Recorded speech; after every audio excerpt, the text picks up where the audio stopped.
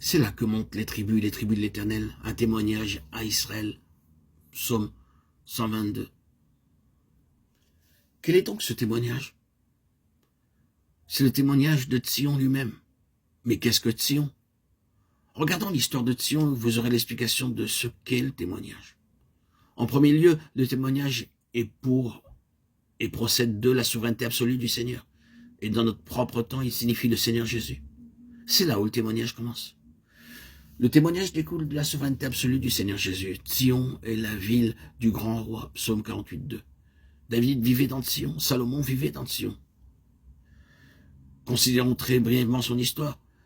Vous vous rappelez probablement que la première mention de Jérusalem dans Genèse 14-18 était en relation avec Melchisédek qui était roi de Salem. C'est le premier nom de Jérusalem. Melchisédek était prêtre du Dieu très haut, mais il est aussi roi de Salem.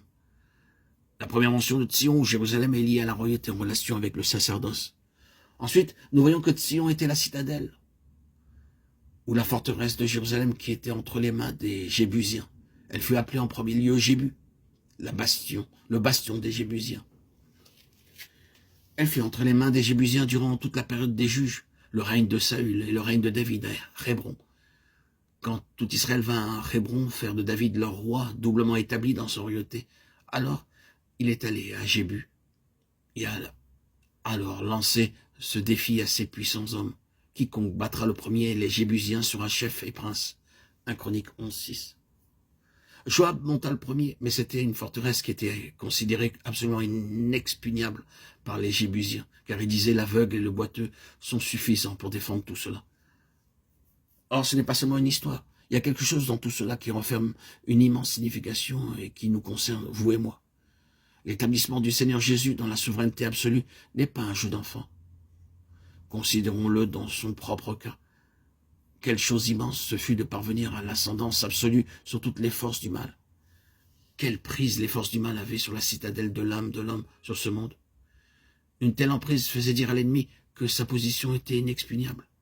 Et nous savons ce qu'il y a dans tout cela. Est-ce que vous n'avez jamais été battu par un ennemi fortement retranché dans une vie? Nous avons tous rencontré et dû faire face à des situations individuelles dans lesquelles Satan avait un tel solide enracinement que cela nécessitait quelque chose d'infiniment plus grand que la force ou l'ingéniosité de l'homme pour résoudre le problème.